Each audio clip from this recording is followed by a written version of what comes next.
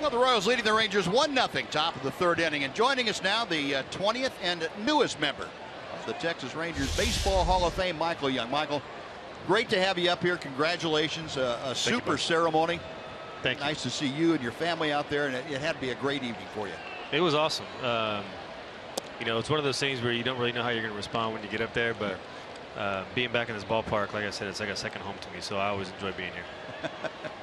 When you're down on the field like that right before the game with 40,000 people in the stands, is how great it was to be playing with 40,000 people in the stands go through your mind. Yeah, you get like a kind of a similar feeling. I don't really get nervous or anything, but you get those little butterflies. I remember the same feeling when you play, even though you play so many games and you've had so many at bats. Every time I come down that tunnel around 6:30, I always felt those little pregame butterflies. I definitely miss that feeling. Which is tougher, doing what you did tonight, or say facing John Lackey or somebody like that out there with 40,000 people watching? Facing a big leaguer is probably about 1,000 times harder than that. That's a walk in the park right there.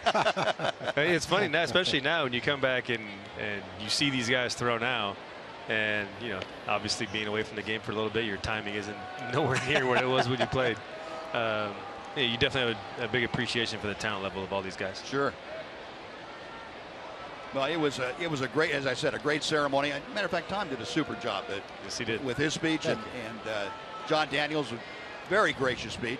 I even like the Luis Alberto Vanilla. I loved it. Yeah, it was a great line. Probably about 10 people got it in the entire stadium. That was the only drawback, but it was a hell of a line. I loved it. It took me a second. I looked down there and you're cracking up. I said, "Oh yeah, now I get it." I told him afterwards. I'm like, I tried to belly laugh you to save you, kind of bail you out a little bit because I didn't think many people knew about that one. But that was definitely a good line. I loved it.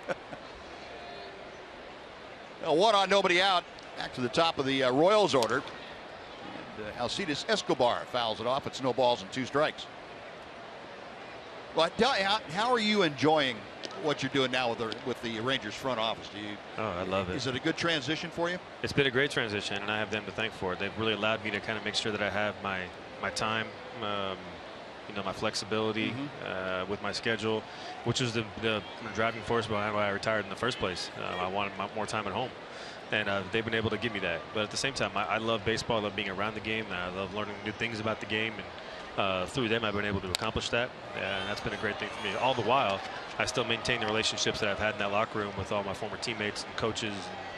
And, even today, talking about Bobby Jones, it's great to go out there and I get a chance to see people like that because I have this job right now. Well, I know John Daniels, the way he's talked tonight and talked about you before too. They're very grateful to have your input, you and Darren Oliver and the guys that have been on the field and have a good feel for the game of baseball, the people in it, and what's valuable and what's not as far as the franchise is concerned. Well, thank you, and that's one of the things that and it goes both ways. I've had the opportunity to learn from them. Sure. That's a whole different level of experience and expertise they have that I don't. So it's been a lot of fun for me to learn that side of the game. Like I said, but the beauty of it is you still maintain your appreciation for the work that these players put in. And it's always fun for me to see players take next steps, become better players, especially the young guys. It's a lot of fun for me to see that come to fruition. Michael, with all the new things you're doing out of baseball now, how closely do you follow the game? Other teams, box scores, stuff like that? Very. And I kind of knew I would. I'm a baseball junkie at heart. I really love the game, and I do follow it. Even if if we happen to have an off day or something like that, and that's nothing for him. Pretty sure he could have barehanded that and rolled over the but yeah, it's been, like I said, it's been a tremendous amount of fun.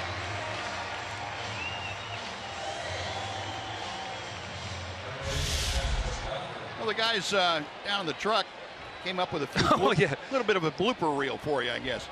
I had no idea what I was supposed to do. They were trying to throw you through a minefield over there. Then here comes this thing. Like, smoke. I think the last one, this one right here almost got. Yeah, you almost walked into it. Look out! Yeah.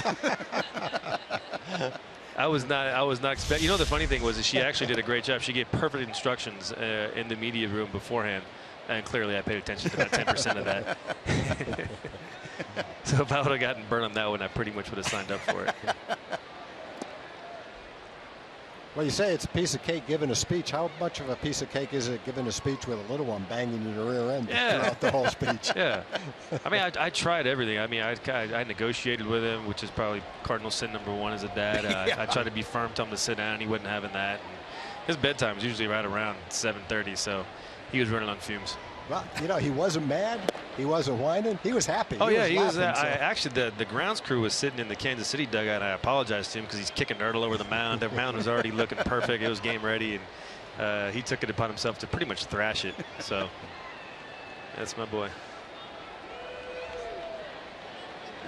Kids are great, and it's great to have the opportunity to have them involved in that too. I would think that you know, you get honors like that. So often the family's kind of off to the side someplace, but they're right in the middle of that. That's got to be a lot of fun for you.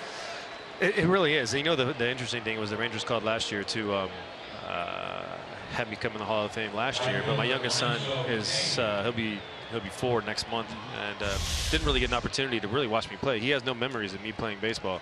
There he is right now. Yeah, no memories of me watching me playing baseball. So we wanted to delay it a year so he can get an opportunity to, you know, enjoy it, and apparently he did.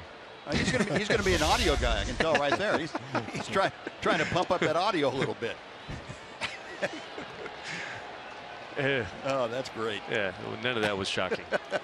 You say you watch a lot of baseball. Do you watch your friend Mark DeRosa do his show in the morning at all? Man, what's your critique on that? He is a natural. It's unbelievable. So he usually a lot of times in the daytime I'll wake up, watch the news, and kind of take the kids out to school, whatever. I come back at 9 and I might slip in the gym, and his show is always on. Yeah. I'm watching it all the time, and he is absolutely a natural. Yeah, he was made to do that kind of work.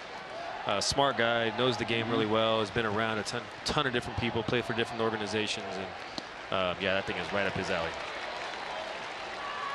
Now, it was nice to see him come back too. I know that you guys developed a very special friendship playing. We did, and it was a credit to the entire organization, because they brought him out here under the radar. I had no idea he was coming out here until I saw him yesterday. Well, Lorenzo Cain trying to loosen that back up, and he's down on the count of 1 and 2 strikes.